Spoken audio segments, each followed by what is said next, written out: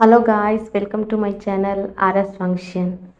Guys, मैं golden phonics का अगला पार्ट एक्सप्लेन करने जा रही हूँ। गाइस, एक्सप्लेन करने से पहले मैं आपसे कुछ बता दूँ गाइस। मैंने पहले ही आपसे पूछ लिया था कि मैं एक्सप्लेन करने से पहले कि मैं एक्सप्लेन करूँ कि नहीं, क्योंकि मुझे हिंदी ठीक से नहीं आता। फिर भी मैं कोशिश कर रही हूँ गाइस, मैं ठीक ठाक एक्सप्लेन कर सकूँ।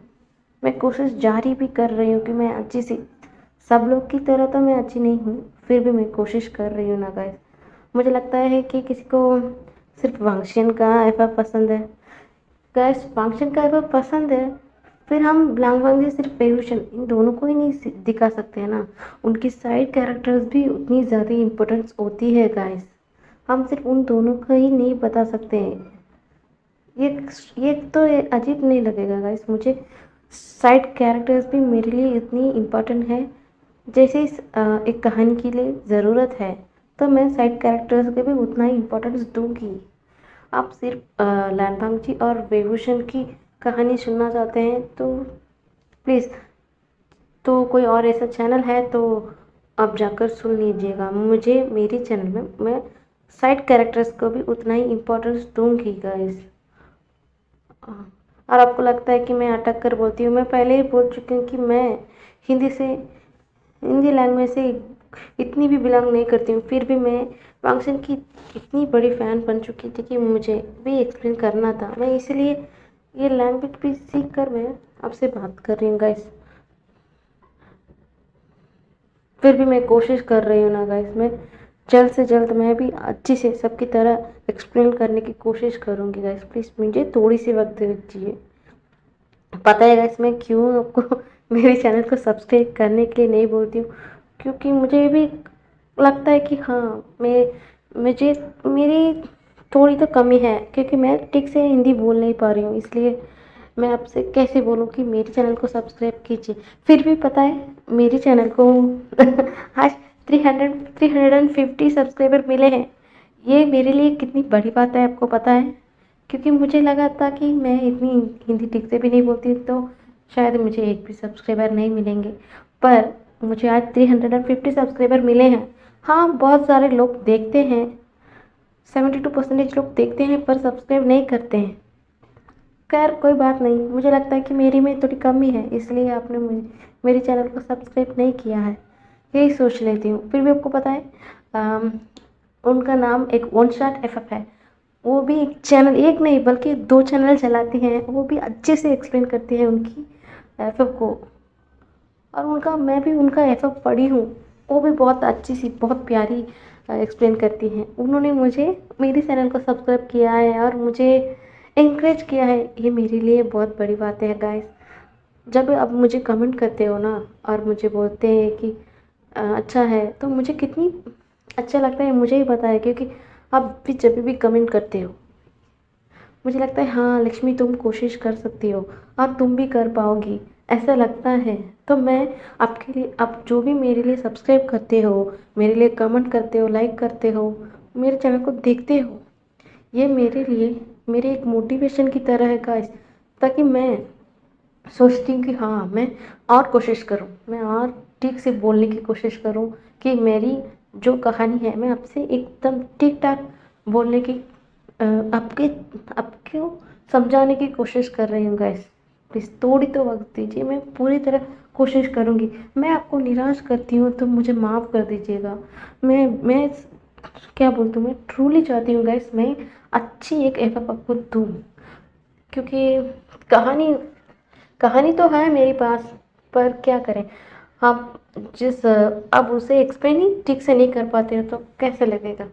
यही मेरा हाल है, क्योंकि मुझे लैंग्वेज नहीं आती, फिर भी मैं उसे अच्छी तरह से बोलने की कोशिश कर रही हूँ। बस थोड़ी तो वक्त दीजिए, मैं और भी कोशिश करूँगी और मेहनत करूँगी कि मैं आपके साथ, मैं और घुल मिलकर मैं अपनी एफ को और ठीक तरीके से बोल सकूँगा इस समझ में। और इसलिए मैं आपकी हर दिन ना, अब मैं आपकी कमेंट के लिए राय देखती हूँ कि मुझे कुछ कमेंट मिलेगा तो मैं उसका अ, अपनी तरफ से एक मोटिवेशन की तरह लेती हूँ। मैं आप जो मुझे कहा कि आप गुम गुम कर, मुझे ये बुरा नहीं लगा। शायद ये आपके विचार है, तो मैं कौन होती हूँ कि आपकी बातों को पूरा सोचने वाली। पर मुझे एक तो समझ में आया कि आपको सिर्फ़ फंक्शन की कहानी पसंद है, तो सिर्फ़ आपको ऐसा कहानी पसंद है तो मेरे चैनल उसके लिए नहीं है। मैं फंक्शन की बहुत बड़ी फ़ैन हूँ, मुझे भी फंक्शन पसंद है, पर मैं साइड कैरेक्टर्स को भी मैं उतनी ज़्यादा इम्पोर्टेंस देती हूँ, तब जाकर ये कहानी पूरी तरीके से बनती है, ये मेरा मानना है गाइस। तो जो उनका नाम मैं लेना नहीं चाहती हूँ, आपको सिर्फ लालवांगजी और बेबीशन की कहानी देखनी है तो आप दूसरी कहानी सुन लीजिएगा, ठीक है। अब जो भी कहा मुझे बुरा नहीं लगा, बस जो मेरा विचार है मैंने कह दिया। पर भी मैं आपके कमेंट को अब मेरे लिए मैं एक मोटिवेशन की तरह ही लेती हूँ, और मुझे लगता है कि आपने बोला कि मैं अटक कर बोलती हूँ, हाँ मैं कोशिश कर रही हूँ कि मैं अटक कर ना बोलूँ और ठीक ठाक बोलूँ, और मैं अपनी एफर्ट को पूरी तरीके से आपके साथ एक्सप्लेन कर सकूं, ठीक है। चलिए गाइस, अब कहानी की ओर बढ़ते हैं। हमने पिछले पार्ट में देखा था महल में, यानी कि जिन महल में हमारा विभूषण की एंट्री हो चुकी थी, और विभूषण की एंट्री होते ही ना वो विंचाल से झगड़ा कर चुका था। तो माहौल को संभालते हुए मास्टर जिन भी आते हैं और विभूषण से बोलते हैं, हमें माफ़ कर दो, हमें इन सबको पहले रोकना चाहिए था। मुझे लगा कि हमें इन अब तुम बच्चों के बीच में नहीं पढ़ना चाहिए, इसलिए हमने चुप बैठ लिया था। देखिए वो उसकी गलती है, बस उसे माफ़ कर देना विभूषण, ऐसा मास्टर जिन बोलते हैं। तो मास्टर विन भी क्या करते हैं, अपनी वो भी मिस्टर जिन की साइड लेते हुए बोलते हैं, हाँ हाँ विभूषण, मेरे बेटे को माफ़ कर दो, वो मंद बुद्धि है, उसे समझ नहीं आया, उसे जो भी कहा उसे माफ़ कर दो, उसे अपने दिल में मत लेना, ऐसा बोलते हैं। तो पर ना बच्चा बोलता है, ये ओमेगा, इतनी हिम्मत कैसी हुई इसकी। तो क्या ये डेमोनिक कल्टीवेशन में बहुत अच्छा है, तब क्या हुआ, मैं तो इससे ज़रूर बदला लेकर रहूँगा, ऐसा सोचकर वो वहाँ से चला जाता है। और दूसरी ओर मैडम यूँ सोचती, देखो दो सेक्ट लीडर कैसे ये ओमेगा के पीछे ऐसा माफ़ी मांग रहे हैं। हाँ, क्यों ना माफ़ी मांगे, क्योंकि कई सालों बाद ऐसा एक ओमेगा इनके पास मिला है कि वो भी डेमोनिक कल्टीवेशन इतनी अच्छी से जानता है। फिर भी मुझे अच्छा नहीं लगा, मुझे तो इस ओमेगा के ऊपर नज़र रखना चाहिए। मुझे पसंद नहीं है, मुझे वो भी पसंद नहीं थी, अब मुझे ये भी पसंद नहीं है, पता नहीं क्यों मुझे ये पसंद नहीं है। जब भी मैं इस इंसान को देखती हूँ ना, मुझे उसकी याद आती है। वो अब यहाँ पर तो नहीं है, फिर भी मुझे अब गुस्सा दिला रही है, ऐसा बोलकर वो भी चला जाता है, और हमारा बीइंग भी अपने कक्ष पे चला जाता है। और दूसरी ओर हमारा वांगजी, जब से उसने इस ओमेगा को देखा है, पता नहीं क्यों उसके दिल ना हलचल कर रही है और उसे नींद भी नहीं आ रही है। तो वो क्या करता है, उठ जाता है और महल के बाहर निकल जाता है। वो महल के बाहर निकल जाता है, देखता है कि बाहर ठंडी ठंडी हवा चल रही है, तो ना वो बाहर जाकर उस बालकनी की उस साइड खड़ा हो जाता है और सिर्फ ना उस चांद को देख रहा होता है। तभी ना उसे कोई फ्लूट की आवाज़ सुनाई देती है, और वो भी एक मीठी गुन धुन सुनाई देती है। तो वो ना उस धुन को सुनते ही वो उसे ही पता नहीं क्या होता है, वो ना उस धुन के आवाज़ को पीछे करते हुए जा रहा होता है। वो इस आवाज़ में इतना खो चुका होता है कि वो उसे पता ही नहीं, जब उस आवाज़ के पीछे करते करते वो एक सुनसान जंगल की ओर चला गया है। जब वो होश में आता है ना, वो देखता है चारों तरफ, तब उसे पता चलता है कि वो अब जंगल की बीचों बीच खड़ा है। पर वो ध्यान देता है कि यहाँ पर तो उस धुन की आवाज़ बहुत तेज आवाज़, तेज मात्रा में सुनाई दे रही है। तो वो इधर उधर देखता है, पर वो देखता है कि यहाँ पर कोई नहीं है। पर वो ध्यान से, यानी कि पूरी तरह गौर करके देखता है, तब वो देखता है कि पेड़ पर एक इंसान है, वो भी लेटा हुआ है, और उसके चेहरे पर एक वेल लगा हुआ है, और उस इंसान की होठों के पास एक फ्लूट है, और वो उस फ्लूट को बजा रहा है। और उस चांदनी की रोशनी में वो इंसान, उसके फेस कवर तो है, फिर भी एक बहुत ब्यूटीफुल लग रहा है, कैन एक हैंडसम ऐसा लग रहा था।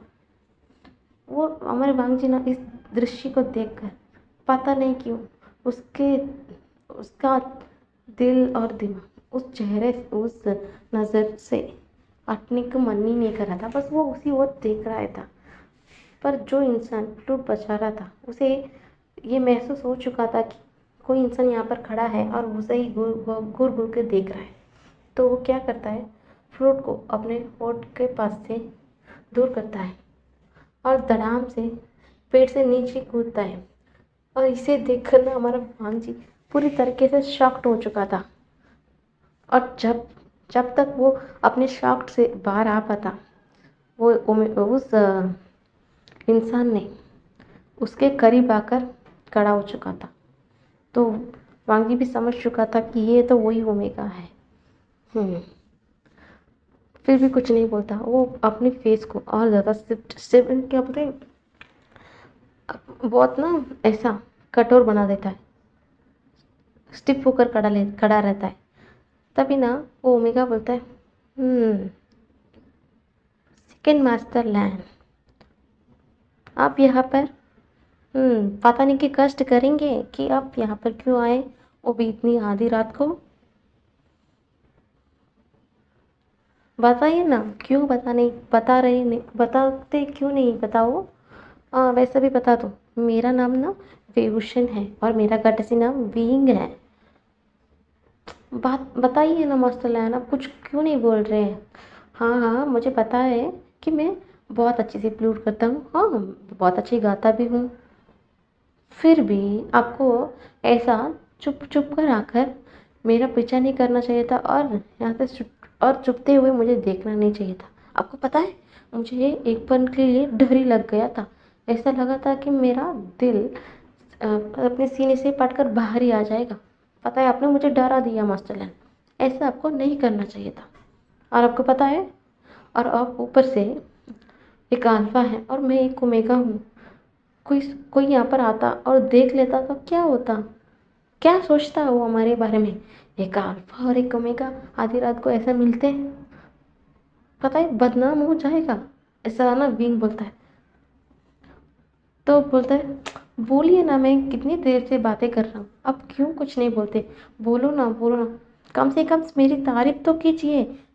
हाँ बेहुशियान, तुम अच्छे से फ्लूट बजा रहे हो, ऐसा वैसा कुछ तो बोलिए, प्लीज़ कुछ तो बोलिए, ऐसा खामोश क्यों खड़े हो, ऐसा बोलता है। तो ना हमारा भांजी मन में सोचता है, जब से जब से बात करना शुरू किया है सिर्फ वही बातें करना चाह रहा है और मुझे बात करने की मौका तक भी नहीं दिया और बोल रहा है कि मैं बात करूं। और ये क्या हुआ कि ये बोल रहा है कि इसे डर लगा। क्या ये भूमिका कितना झूठ बोल रहा है, मुझे तो नहीं लगा कि इसकी शक्ल से कि ये डर डर गया है। ये तो आते ही विंचा से झगड़ा मोड़ लिया और कह रहा कि इसे डर लगता है सबसे। और ये ओमेगा, ये तो कभी भी एक ओमेगा की तरह बर्ताव भी नहीं किया। क्या बात है, अब इसे डर भी लग रहा है और मुझे इसे यहाँ से चुप कर नहीं आना चाहिए। क्या क्या बोल रहे हैं, ऐसा बोलकर ऐसा सोच रहा है।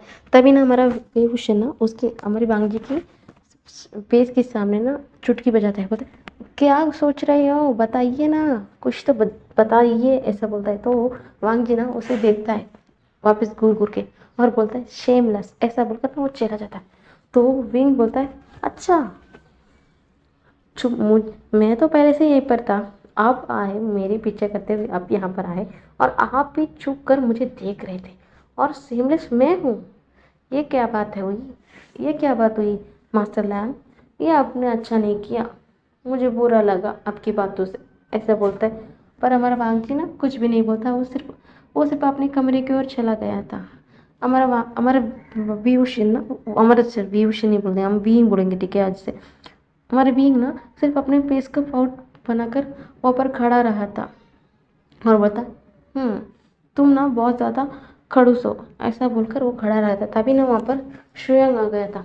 श्रेयंग बोलता, बीइंग तुम ठीक हो कि नहीं, तुम्हें इतनी रात को यहाँ पर नहीं आना चाहिए था, तुम्हें पता है ना तुम यहाँ पर किस काम के लिए आए हो। तो बीइंग बोलता है, हाँ मैं जानता हूँ मैं किस काम के लिए आया हूँ, और मास्टर ग्रैंडमा ने मुझे किस काम के लिए यहाँ पर भेजा है, मुझे सब कुछ याद है। और मुझे लगता है कि मैं अपनी काम शुरू भी कर चुका हूँ। तो शुएंग बोलता है, अच्छा हुआ, तुमने अपनी काम तुम्हें याद तो है, तुम्हें पता है तुम अपने काम नहीं ठीक से करोगे ना, तुम्हारा अंकल मुझे जान से मार देगा और वो मुझे उसके करीब भी नहीं आने देगा। तुम दोनों के चक्कर में ना मैं कहाँ आकर फंस गया हूँ, ऐसा शुएंग बोलता है। पर विंग बोलता है, तो मैं क्या करूँ, आप ही ने तो मेरा अंकल को चूज किया है, इसके लिए मैं इसमें मेरी क्या गलती है। तो शुएंग हंसता है, बोलते हैं, हाँ मैंने ही अब तुम्हारे अंकल को चूज किया है, क्योंकि वो बहुत ज़्यादा क्यूट है, इसलिए मैंने उसे चूज किया है मेरे लिए। चलो यहाँ पर ना बहुत बकवास हो चुकी है, चलो हम दोनों अपने कक्ष में चले जाते हैं, तुम्हें आराम की बहुत सख्त ज़रूरत है, चलो तुम थक गए होगे। ऐसा बोलकर ना शुएंग हमारे विंग को लेकर चला जाता है। तो शुएंग तो विंग भी बिना कुछ बोले शुएंग के पीछे पीछे चला जाता है। और जब वांग जी के कमरे पर वांग जी आता है ना, उसे ऐसा लगता है कि उसका दिल बहुत ज़्यादा हल्का हो चुका है। जब वो सोता है ना, वो एक सुकून की नींद सोता है, क्योंकि ये ओमेगा उसे ना बाकियों की तरह बुली नहीं कर रहा है, उसे ताना नहीं मार रहा है, बस उसे छेड़ रहा है। पर उसका ये छेड़ना वांग जी को बहुत ज़्यादा अच्छा लग रहा है। तो ना वो यही सोचते हुए अपनी गहरी नींद में सो जाता है। पर दूसरी ओर डेमन वर्ल्ड में कोई इंसान था। एक वहाँ पर ना उस डेमन वर्ल्ड में एक बहुत बड़ी सिंहासन थी, यानी कि बैठने की जगह एक सिंहासन थी, कि वहाँ पर ना वो इंसान पास जाना चाहता था, फिर ना उसे एक बिजली का झटका लगती है, पर वो इंसान उस जगह पर जा नहीं पाता। पर ना वो इंसान उदास हो जाता है और साइड पर बहुत नीचे आकर बैठ जाता है और शराब पीने लग जाता है। तभी ना उसका जो असिस्टेंट था वो बोलता है, मास्टर मास्टर सुचांग हाय, आप इतना परेशान क्यों हो, बताइए मुझे, मुझे आपको इतना परेशान देखकर अच्छा नहीं लग रहा है, बताइए ना क्या हुआ है, ऐसा बोलता है। तो सुचांग हाय बोलता है, इतनी साल बीत गए, हमारा गार्ड कोर चले गए, फिर भी मैं उस सिंहासन यानी कि उस तख्त पर जाकर मैं बैठ नहीं पा रहा हूँ। तुम्हें पता है ना मुझे उस तख्त पर बैठने की कितनी ज़्यादा इच्छा थी, मैंने उसके लिए कितनी ज़्यादा पापड़ बेली है, फिर भी आज मैं उस तख्त पर जाकर बैठ नहीं पा रहा हूँ, मुझे बहुत ज़्यादा गुस्सा आ रहा है, ऐसा बोलता है। तभी ना वहाँ पर एक विच आ जाती है, और वो उस सोचंगाई को फेस पर ना एक थप्पड़ मारती है, बोलती है, हाँ मैं जानती हूँ कि तुम्हें उस तख्त पसंद है, पर अब मुझे ऐसा लगता है कि हम कभी भी उस तख्त पर जाकर बैठ नहीं पाएंगे, और वो अब तो हमारा कभी भी नहीं होगा। तो सोचा गया ना अपनी बड़ी बड़ी आंख कर ना उस बिच की ओर देख रहा होता है। तो बिच बोलते, हाँ ऐसा मुझे देखो मत, मुझे बहुत ज़्यादा गुस्सा आ रहा है, ऐसा बोलता है। तो सोचा गया बोलता है, क्या हुआ, तुम ऐसा क्यों बोल रही हो, अब इस तख्त के लिए कौन आया है, तुम्हें पता है ना हमारे गार्ड के अलावा ऐसा कोई भी नहीं है कि अगला गार्ड बन सके। तो बिचना हंसती है, बोलते हैं, हाँ तुमने सही कहा, हमारे गार्ड के जैसा और कोई नहीं है इस जगह पर उनका बेटा तो होगा ना। तो सोचा गया ना फटाक से खड़ा हो जाता है, उनका बेटा नहीं, वो तो मर मर चुका था ना, उसका तो जन्म नहीं, ऐसा ना वो अकलाता हुआ बोलता है। तभी वो भी उसकी बात को काट लेती है, वो बोलती है, वो बच्चा जिंदा है, अब तो लगभग वो 18 साल के होने वाला है। तुम्हें पता है ना अब आगे क्या होने वाला है, आगे अब वही इस तख्त पर आकर बैठेगा, क्योंकि समय उसे यहाँ पर लाकर खड़ा कर देगा। और तुम्हें एक बात और पता है, मज़े की बात बताऊँ, हमारे गार्ड की जो तलवार है वो अब कहाँ पर है। तो सोचेंगे और ज़्यादा परेशान हो जाते हैं, वो सिर्फ वो विच की ओर देख रहे होते हैं। तो वो विच बोलती है कि तुम्हें पता है कि अब वो तलवार कहाँ पर है। तो सोचेंगे है ना हैरानी से वो विच की ओर देखता है, हाँ वो तलवार अब फोनिक्स गार्ड के पास है।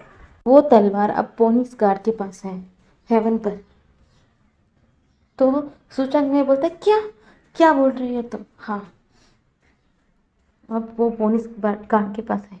तुम्हें पता है ना, हमारे गार्ड की तलवार किसी की काबू में नहीं आ सकता जब खुद वो ना ही चाहे। इसका मतलब वो उन्होंने जानबूझकर फोनिक्स गार्ड को ये तलवार दिया था। हमें तो उस दिन जब गार्ड ने इन चारों वर्ल्ड को बचाने के लिए वो सब कुछ को रोक रहे थे, तब वहाँ पर सिर्फ फोनिक्स गार्ड थे। हमें वहाँ पर जाने की अनुमति नहीं थी, तो हमें पता नहीं था कि उन दोनों के बीच में ऐसा क्या बात हुआ है। तो ये ऐसा बोलती है तो ना सूचंगाई बोलते हैं अब हम क्या करेंगे, ऐसा ना सूचंगाई बोलता है तो विच ना गुस्से में और ज़्यादा गुस्से में हो जाती है और बोलती है ये सब कुछ ना तुम्हारे ही वजह से हुआ है सूचंगाई। तुम्हें याद है वो हमारे हमारे गार्ड की वाइफ कभी भी हमारे हमारे गार्ड ने कभी भी उनकी वाइफ को किसी भी चीज़ के लिए फोर्स नहीं किया। वो तो कभी भी एक बच्चा नहीं चाहते थे। तुम्हें पता है ना क्यों? वो एक ह्यूमन थी।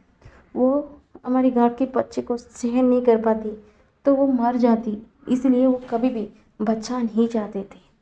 पर तुमने सोचा भाई उनके मन में ये बच्चे की लालच दिया कि गार्ड के पास कौन इसे संभालेगा, ऐसा वैसा तुमने बहुत झूठी परवाह दिखाई। उसके चलते उन्होंने कंसीव कर लिया था। तो वो सोचा मैं गुस्से में बोलते हैं हाँ मैं ये जानबूझकर किया। तो मुझे लगा कि वो जब कंसीव हो जाएंगी तो वो हमारी गार्ड के बच्चे की ताप को सहन नहीं कर पाएंगे, तो वो बच्चा भी मर जाएगा, वो भी मर जाएंगी। उनके दोनों को मर जाने से हमारे गार्ड बहुत एकदम अकेले हो जाएंगे। तुम्हें पता है ना हमारे गार्ड उनकी वाइफ से कितना प्यार करते हैं। तो मुझे लगा कि वो अपनी सारी शक्तियाँ हमें दे देंगे क्योंकि हम दोनों उनके भरोसेमंद पात्र थे। मुझे लगा कि वो सब हमें दे देंगे, पर मुझे क्या लगा सब कुछ सही चल रहा था, सब कुछ हमारे प्लान के मुताबिक चल रहा था। पर अंत में ऐसा क्या हुआ हमें पता नहीं कि हमारे गार्ड ने क्यों अपनी शक्तियों को किसी और को दे दिया। तब हम दोनों को बहुत ज़्यादा गुस्सा आया, तो हमने ऐसा चाल बिछाया कि इस चारों वर्ल्ड पर खतरा मंडराया। इसके चलते हमारे गार्ड ने सबको बचाने चाहा तो उन सबको बचाते बचाते वो सिर्फ अपने आप को ही अपने शरीर को तक त्याग कर चुके थे और वो भी इस दुनिया छोड़कर चले गए थे। तो पहले तो मुझे गुस्सा आया कि उन्होंने पहले हमें उनकी शक्तियाँ नहीं दी। फिर भी मैं एक बात से खुश था कि तो चलो अब तो डेमन गॉड नहीं है तो हम राज करेंगे। पर अब ये पर अचानक ऐसा कैसे हो गया है, अब हम क्या करेंगे? तो विच बोलती है देखो अब हम दोनों को झगड़े करने की ज़रूरत नहीं है, हमें सबसे पहले हम उस बच्चे को ढूंढना होगा। अब वो मुझे लगता है कि वो 18 का होने वाला है। हमें अब ना हेवन से यानी कि फोनिक्स गार्ड से पहले हमें अब उस बच्चे को ढूंढना होगा। वो उसे ढूंढ कर सब कुछ बताए, उससे पहले हमें ढूंढ कर पता करना होगा। मुझे ऐसा लगता है कि कुछ तो डेमन गॉड को पता चल चुका था, इसलिए उन्होंने उनकी शक्ति हमें ना देखकर किसी और को दे दिया। और अब हमें ये पता चल रहा है कि डेमन गॉड की एक बच्चा भी है। तो हम पता करना होगा। हम तो उनकी वाइफ के बारे में कुछ भी नहीं जानते, सिर्फ हमें इतना पता है कि वो एक ह्यूमन थी और उससे ज़्यादा हम कुछ भी नहीं पता है। पर अब हमें कुछ ना कुछ करना होगा। हमें अब उस बच्चे को ढूंढना होगा। तो सूचंगाई बोलता है कि हम कैसे पता करेंगे उस बच्चे को? तो विच बोलती है तुम्हें पता नहीं, वो डेमन गॉड का बच्चा है। उसकी शख्सियत ही बता देगा कि वो किसका बेटा है और वो हमारा डेमन गॉड की बच्चा है। तो उनकी जैसा ही शक्तिशाली होगा, हमें उसे जल्द से जल्द ढूंढना होगा हेवन से पहले। और उसे अब वो पूरी तरीके से अपनी फादर की शक्तियाँ उसके अंदर नहीं आई होगी। और अब हमारे डेमनगढ़ की तलवार भी उसके पास नहीं है, तो हमारे पास अब भी मौका है। हम उसे अपने वश में कर लेंगे, तो हम ये पूरी डेमनगढ़ को हम राज कर सकते हैं। हमारे पास अभी भी मौका है। ठीक है, तुम बस देखते जाओ। हमें किसी ना किसी कैसा भी कैसा करके हम उसे बच्चा के ढूंढना होगा, ऐसा बोलते हैं। तो सोचा गए भी हाँ हमें कर सकते हैं, और बोलते हैं अपने बहुत सारे गार्ड्स को बोलते हैं कि तुम्हें ढूंढना होगा, ऐसा बोल कर वो एक चीज़ यानी कि डेमनगढ़ की एक चीज़ को उनके हाथ में देते हैं। ये डेमनगढ़ की जो यूज़ करते हैं वो है ये, अब उनकी ब्लड को खुद ब खुद चुन लेगी। तो इसे रख लो, तुम जाओ इस 4 वर्ड में किसी भी कोने में वो कहीं पे हो, उसे ढूंढ कर हमारे सामने लेकर आओ, ऐसा बोलते हैं। और हर सोचा ही ना बहुत ज़्यादा परेशान हो जाता है, और विच भी बहुत परेशान हो चुकी थी। और वो सोचती है कि यार पोनिक्स कार्ड को भी उस बच्चे के बारे में कुछ पता है, हमें अब क्या करना होगा। तो विच बोलती है हमने आज तक कितना परेशानियों का सामना किया है, हम इस परेशानी की भी सामना कर देंगे, तुम्हें चिंता करने की ज़रूरत नहीं है, ऐसा बोलती है। तो ना वो दोनों शांत हो जाते हैं। इससे ही हमारी ये पार्ट ख़त्म हो जाती है। हम अगले पार्ट में देखेंगे आखिर ये लोग क्या डेमनगढ़ के बेटे को ढूंढ पाएंगे, क्या हेवन और बीइंग को उसकी ग्रैंडमा ने किस मकसद से जिन महल भेजा है। और अब धीरे धीरे हमारी वांगशन की पहले नोकझोंक शुरू हो चुकी है। क्या इनकी कहानी अब किस मोड़ लेगी, हम देखेंगे अगले पार्ट में। Bye bye guys.